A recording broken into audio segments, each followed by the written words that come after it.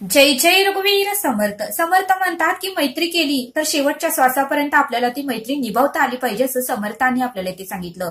समर्थ म्हणतात की बरेच लोक असे असतात की मैत्री फक्त गरजेपुरतच करतात, ज्यावेळेस गरज संपते त्यावेळेस मैत्री ही संपते असं समर्थांनी आपल्याला ते सांगितलं. आणि म्हणूनच समर्थ म्हणतात की मैत्री हे नातं अशा या कारणामुळे संपुष्टात येते असं समर्थांनी आपल्याला ते सांगितलं. आणि म्हणूनच समर्थ म्हणतात की मैत्री जर करायची असेल तर शेवटच्या श्वासापर्यंत आपल्याला निभावता येत असेल तरच मैत्री करावी असं समर्थांनी आपल्याला ते सांगितलं. मैत्री म्हणजे तर काय, तर समर्थ म्हणतात की एकमेकाच्या भावना समजून घेणे, एकमेकाचं दुःख समजून घेणे, एकमेकांना मदत लागली तर धावत जाणे, एकमेकांना आर्थिकची अडचण आली तर मदत करणे, हेच मैत्रीचं नातं असतं असं समर्थांनी आपल्याला ते सांगितलं. मैत्री म्हणजे तर काय, स्वार्थ साधणे याला मैत्री कधीही म्हणत नाही तसं समर्थांनी आपल्याला ते सांगितलं. आणि म्हणूनच समर्थ म्हणतात की मैत्री जर शेवटच्या श्वासापर्यंत आपल्याला निभवायची असेल तरच करा, अन्यथा मैत्री कोणाशीही करू नका असं समर्थांनी आपल्याला इथे सांगितलं. आणि म्हणूनच समर्थ म्हणतात की मैत्रीमध्ये सुद्धा स्वार्थ ठेवू नका, निस्वार्थ भावनेने आपल्याला मैत्री करता आली पाहिजे. एकमेकाचं काही जरी समस्या असतील तर दुसऱ्याला न सांगता त्या आपल्या विश्वासाने एखादा मित्र आपल्याला सांगत असतो आणि आपली समस्या आपण समोरच्या मित्राला सांगत असतो. का तर दोघांचा एकमेकावर विश्वास असतो म्हणून दोघंही आपल्या घरातील समस्या एकमेकाला शेअर करतात. का तर आपलं दुःख, मनातलं दुःख एकमेकाला सांगावं त्या हेतूनेच ते एकमेकाला सांगत असतात. कारण चर्चेतूनच काहीतरी मार्ग निघत असतो. जर आपण कोणाशी बोललो नाही, जर मत मोकळं केलं नाही, आपल्या समस्या सांगितलं नाही, आपलं दुःख सांगितलं नाही, आपल्याला काय वेदना होतात, काय दुःख होतं, काय संकट येतात, काय समस्या येतात, यातून काय मार्ग काढला पाहिजे, कुठल्या रस्त्याने गेल्यावर कुठला मार्ग योग्य आहे, कुठल्या वाटेने गेल्यावर कुठला रस्ता योग्य आहे, हे आपल्याला जर कळण्यासाठी चर्चा करणे अत्यंत आवश्यक आहे. आपण जर एखाद्या व्यक्तीला आपल्या मनातलं सांगितलं नाही, बोललो नाही, तर आपल्या मनामध्ये असंख्य विचार येतात, असंख्य गोंधळ निर्माण होतो आणि त्यातूनच शेवटचा विचार म्हणजे आपला जीव संपवण्याचाही काय जण विचार करतात. आणि म्हणून समर्थ म्हणतात की एवढा टोकाचा विचार कधीही करू नका. नेहमी इतरांशी बोलत राहावा, चर्चा करत राहावा, कारण चर्चेतून आणि एकमेकांना सांगण्यातूनच आपल्याला त्यातून मार्ग निघतो. पण ह्या समस्या तर कोणाला सांगायचा, ज्या व्यक्तीवर आपला पूर्णपणे विश्वास आहे ती व्यक्ती आपली समस्या इतर कोणालाही सांगणार नाही. आणि जी व्यक्ती विश्वासातली आहे आणि आपल्यासाठी काहीही ती करू शकते, आपल्यासाठी मदतीला धावू शकते, अशाच व्यक्तींना, अशाच मित्राला त्या समस्या सांगा असं समर्थांनी आपल्याला ते सांगितलं. कारण समर्थ म्हणतात की परब्रह्म परमेश्वर साक्षात कधीही कोणाच्या समोर प्रगट येऊन सांगत नसतो, तो कुणाच्या तरी रूप घेऊनच आपल्याला मदत करत असतो. आणि मग ती मैत्री असू द्या किंवा बहीण असू द्या किंवा आई वडील असू द्या असं समर्थांनी आपल्याला ते सांगितलं. आणि म्हणूनच समर्थ म्हणतात की मैत्री जर करायची झाली तर निस्वार्थ भावनेतून आपल्याला मैत्री करता आली पाहिजे. आणि त्यासाठी समर्थ आपल्याला सुंदर असा बोध सांगतात. समर्थ म्हणतात की मैत्री आणि मोठं मन सुदाम्यासारखं असावं. समर्थ म्हणतात की मैत्री आणि मोठं मन हे सुदाम्यासारखं असावं. आणि म्हणून समर्थ म्हणतात की बघा म्हणले समर्थ सुदाम्याची श्रीकृष्णाची मैत्री एवढी उत्तमाची होती. आश्रमामध्ये सुद्धा ज्यावेळेस सुदामाला भूक लागायची त्यावेळेस श्रीकृष्ण आपल्या ताटातलं भोजन सुदामाला देत होते आणि सुदामा पोट भरून जेवत होता. बघा म्हणले एकमेक काळजी घेत होते. आणि बघा म्हणले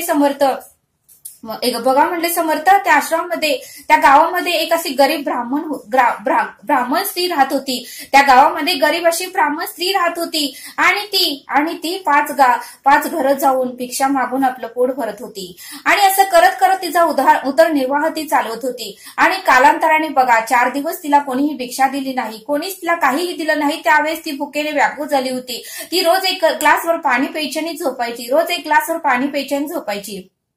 पण 5व्या दिवशी मात्र ज्यावेळेस ती भिक्षा मागायला गेली त्यावेळेस मात्र तिला भिक्षेमध्ये फुटाण्याची पिशवी मिळाली. त्यावेळेस तिला खूप आनंद झाला आणि तिने ते फुटाणे आणले आणि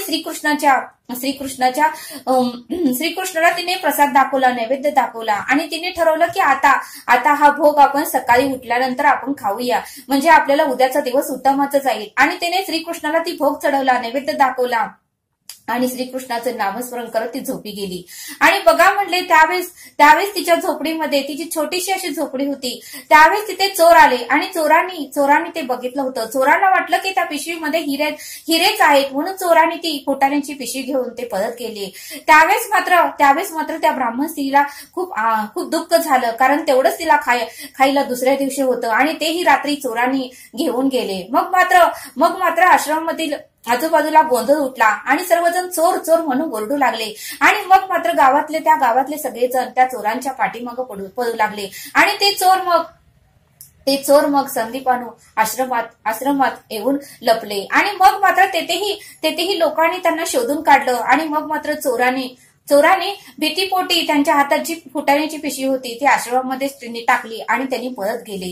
आणि बघा म्हणले मग ज्यावेळेस उजळलं, ज्यावेळेस सगळीकडे प्रकाश पडला, सूर्य उगवला, त्यावेळेस मात्र आश्रमामध्ये एका ताईंना ती फुटाण्याची पिशवी मिळाली. आणि मग मात्र श्रीकृष्ण आणि सुदामा आपल्या गुरूंसाठी जंगलामध्ये लाकडं आणण्यासाठी निघाले. त्यावेळेस बघा म्हणले समर्थ आश्रमातील त्या ताईंनी श्रीकृष्ण आणि सुदामाला ती फुटाण्याची पिशवी दिली आणि म्हणाले, तुम्ही दोघं आता गुरुदेवांसाठी या आश्रमासाठी लाकडं आणण्यासाठी जंगलात जात आहात, पण ज्यावेळेस तुम्हाला भूक लागेल त्यावेळेस ही दोघंही मिळून फुटाणे खावा. त्यावेळेस सुदामाकडे ती पिशवी फुटाण्याची देण्यात आली आणि मग दोघेही आश्रमामध्ये गेले, दोघेही जंगलामध्ये गेले.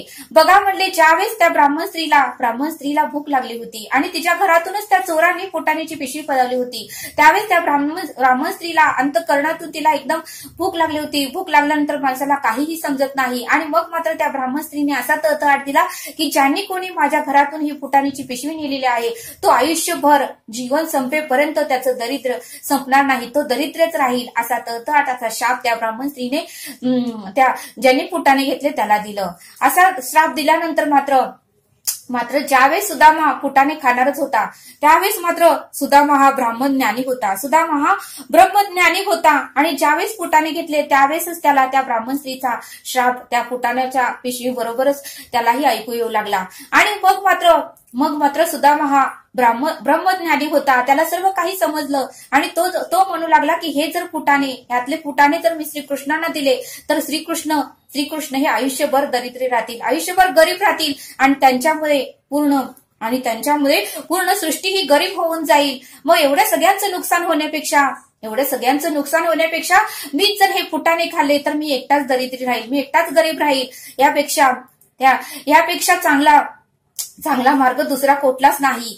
म्हणूनच आता हे फुटाणे मीच खाणार. जर मी श्रीकृष्णाला दिलो तर श्रीकृष्णाला हा श्राप लागू होईल आणि पूर्ण सृष्टी गरीब होऊन जाईल. मग एवढं नुकसान होण्यापेक्षा माझ्या एकट्याच नुकसान झालेलं खूपच चांगलं आहे. आणि म्हणून मग सुदामाने ते सगळे काही फुटाणे श्रीकृष्णांना न देता स्वतःच खाल्ले. आणि बघा मग कालांतराने फुटाणे खाल्ल्यामुळे त्याचा श्राप पूर्णपणे सुदामालाच लागला, कारण ती ब्राह्मण स्त्री म्हणाली जो कोणी ते फुटाणे खाईल त्यालाच हा श्राप लागेल. आणि मग मात्र तो पूर्णपणे श्राप त्या सुदामालाच लागला आणि सुदामा मग दरिद्री राहिला, गरीब राहिला. आणि मग मात्र ज्यावेळेस श्रीकृष्ण आले, श्रीकृष्णाने त्याला विचारलं की फुटाणे कुठे आहे, त्यावेळेस सुदामा म्हणाला मला खूप भूक लागली होती म्हणून ते फुटाणे खाल्ले. सुदामाने ते श्रापाचं आणि त्या श्राप आणि तळतळाट दिलेलं त्या श्रीकृष्णांना सांगितलं नाही. काय तर आपल्या मित्राला दुःख वाटेल, आपल्या मित्राला त्रास होईल आणि आपल्या मित्राला खूपच वाईट वाटेल, म्हणून सुदामाने श्रीकृष्णांना काहीच सांगितले नाही. पण बघा म्हणले समर्थ, श्रीकृष्ण परब्रह्म होते, त्यांना ज्याच्या दृष्टी खालून केली आहे ते काहीच नाही उरले, श्रीकृष्णांना सगळं काही माहिती होतं. बघा म्हणले समर्थ, म्हणजे मैत्री असावी सुदामा आणि श्रीकृष्णासारखी. बघा म्हणले समर्थ, सुदामाने मैत्री पूर्णपणे निभावली, त्यामध्ये त्यांनी कोणताही प्रकारचा स्वार्थ बघितला नाही आणि आपल्या मित्राचाच विचार केला आणि आपला मित्र पूर्णपणे गरीब होईल, दरिद्री होईल म्हणून आपल्या मित्राला त्यांनी फुटाणे दिले नाही, तर सुदामाने स्वतःच ते फुटाणे खाल्ले आणि स्वतःच दरिद्री झाला, गरीब झाला, असं समर्थांनी आपल्याला इथे सांगितलं. आणि म्हणून समर्थ म्हणतात की मैत्री असावी श्रीकृष्ण आणि सुदामेसारखी, मैत्री असावी श्रीकृष्ण आणि सुदामेसारखी आणि शेवटच्या श्वासापर्यंत आपल्याला निभवता आली तरच आपल्याला मैत्री करता आली पाहिजे. निस्वार्थी भूमिकेतून करता आली तरच मैत्री करावी. जर स्वार्थ साधायचा असेल किंवा गरज पूर्ण झाल्यानंतर जर मैत्री सोडायची असेल तर अशा मैत्रीला काहीही उपयोग नाही, असं समर्थांनी आपल्याला ते सांगितलं. मग ज्यावेळेस सुदामाच्या पत्नीने सुदामाला सांगितलं की तुम्ही एकदा श्रीकृष्णाला त्यांच्या द्वारकेमध्ये जाऊन भेटून या, मग त्यावेळेस मात्र सुदामा पोहे घेऊन श्रीकृष्णाकडे गेले आणि त्यावेळेस मात्र श्रीकृष्णाने ते पोहे खाल्ले. आणि मग मात्र सुदामाचा एवढा शुद्ध भाव बघून, एवढं त्याचं नामस्मरण बघून, एवढं त्याचं कर्म उत्तमाचं बघून श्रीकृष्णाने त्याची पूर्णपणे जीवनगताच बदलली आणि पूर्णपणे त्यांचं गाव पूर्णपणे सोन्याचं घर करून टाकली असं समर्थांनी आपल्याला ते सांगितलं.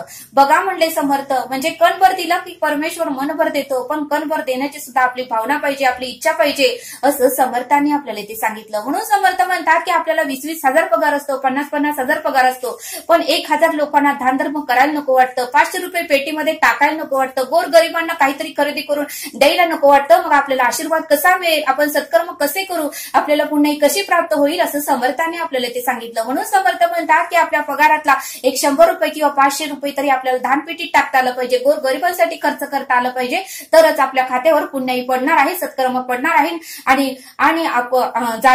जाताना आपल्याला उत्तमरित्या आपल्याला मृत्यू होईल असं समर्थांनी आपल्याला ते सांगितलं. म्हणून समर्थ म्हणतात की पुण्याही आशीर्वाद हे बाहेर बाजारामध्ये विकत घेता येत नाही, ते आपल्या सत्कर्मातून, आपल्या कर्मातून, आपल्या कृतीतून, आपल्या वागण्यातून, आपल्या बोलण्यातून आपल्याला कमवावं लागतं असं समर्थांनी आपल्याला येथे समजावून सांगितलं. तरी हा व्हिडिओ आवडला सबस्क्राईब करा. भेटूया पुढील भागात. धन्यवाद. जय सद्गुरू.